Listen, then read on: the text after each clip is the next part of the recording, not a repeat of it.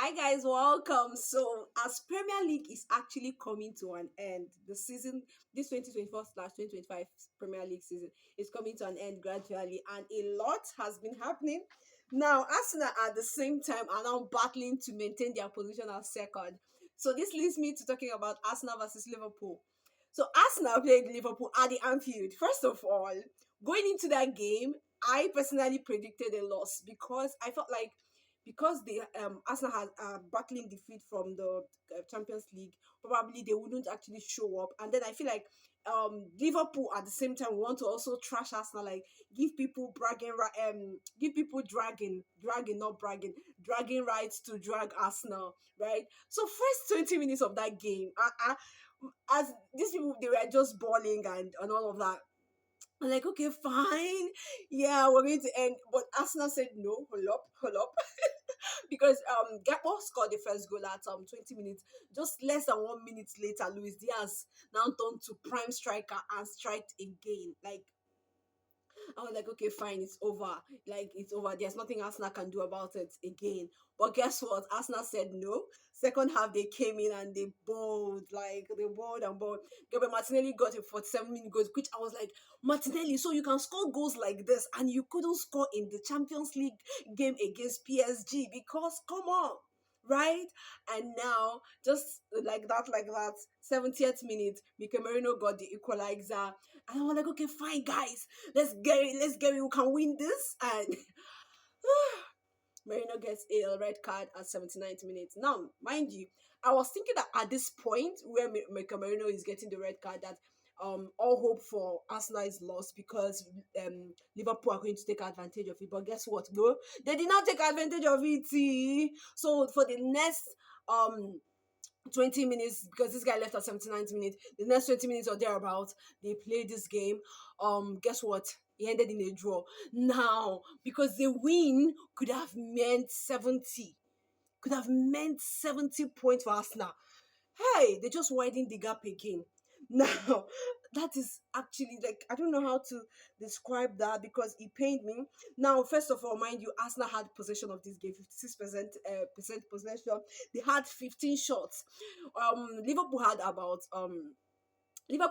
14 point shots, but Arsenal had 15 shots. That's the most shots, and they had Liverpool had 5 shots on target. Arsenal had 2 shots on 7 shots on target, and then Arsenal had the most passes, 447 years, and Liverpool had 335.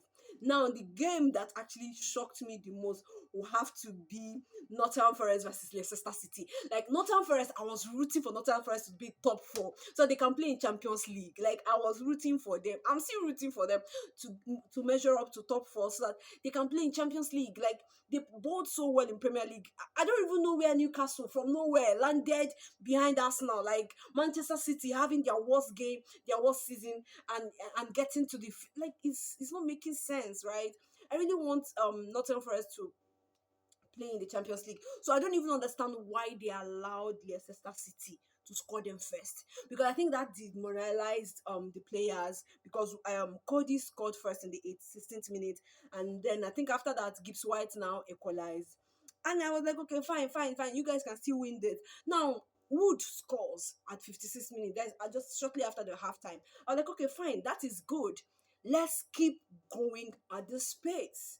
Like, just win this match, and they allowed Leicester City to just equalize. That was so messed up. Like, because I'm rooting for Nottingham Forest to play in the Champions League. I don't even know, and this is at home. Like, Nottingham Forest, you guys disappointed me today. Now, the other people that disappointed me today, but their disappointment, no, they actually shake me again, is Manchester United. Manchester United played against West Ham United at the Old Trafford. See, you see this set of Manchester United people, this set of players, they are turning Old Trafford to old toilet. Because what was all this nonsense? And to think of the fact that it's West Ham. Like if it's any other club, I would understand. But West Ham really. Manchester United, people form around though. But then again, I mean, I'm rooting for you guys in the Europa League. I hope you guys get it. I hope you guys get it. So Soske scored and Bowen scored in the second half, and that's you the 2-0 at the Old Trafford. Mad. like mad result from Westham United, guys. Hey, I be mad oh. And funny enough, yeah, funny enough, Manchester United had possession of that game. So you see, possession no dey win game. Wetin dey win game na goals. They had 20. Manchester United had 20 shots. I don't know how. 20 shots and 5 shots on target. I don't know how the defense did it, but they blocked all those shots. West Ham had only 9 shots and 4 shots on target, and they utilized 2. God. And they had more possession of the game. So Man United had more possession of the game, but it didn't end well for them. Wow. See, Bruno Fernandes, listen to me, Bruno Fernandes. We your fans all over the world. We are saying, please, for your mental health sake, just be like, say at this point, you're going to tell Man United, it was nice doing business with you guys. You deserve better. This guy carries Manchester United on his shoulder, and you'll be doing gongo, and you will be spoiling his show. I don't like it though. Like, I really don't like it. So match day 36 is gone, and the table is looking like this. Liverpool with 83 points. I mean, mad, like mad record. Only 3 losses, 8 draws, and 25 wins. That's massive, baby. But it's not like, it's not like the invincible. Let me brag small. Not like Arsenal invincible. Okay, Arsenal has 68 points, 4 losses and 14 draws. Is draw. You see draw soup. The draw soup now cause Arsenal problem this year. Now draw soup. Arsenal need to learn how to win games. Win games and not draw games. Now Newcastle has 66 points. Like, from nowhere. I mean, they were balling, but I didn't even think of them in top 4, man. I was rooting for Nottingham Forest. Nottingham Forest for my hand. Sit down for 7th. Nottingham Forest, they really for my hand.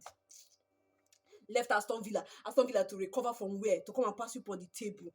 Like, this match day 36 and 35 really broke my heart. Now, Chelsea also moved down to number 5, while Man City took their place at number 4. With 65 points, Manchester City, their worst season. Hey, God. Now, Chelsea has 63 points. Aston Villa also had 63 points. So that means Chelsea is above them because of goal difference. Now, Nottingham Forest is at 62. And I feel like if they can win their 2 matches remaining, that's 8 points. If they can win the 2 matches remaining and add to this, that will give it 70 points. And if they can do that, and other people are not winning games, that basically they can get to top 4, right? That's it. So that's this for top 10. The person that struck me most in top 10 is actually Brentford. What is Brentford doing in top 10? See, this season really showed us Pepe. It showed us Shaggy. For Brighton to be 10th, Brighton that was balling at the beginning of the season. Like, come on. Then Beaumont is the 10th with 53 points. Then Fulham 11th and down. So the people that we're looking at relegating is none other. Drum rolls. Is Ipswich, Leicester City, and Southampton. They must relegate. They have no other option but to relegate. Alright, guys, so I would have talked about the matches that they played on Saturday, but I don't have the time. I don't want this video to be too long. Maybe I'll make another video for that. I'll see you all in the next one. This is Chidima Talks Football.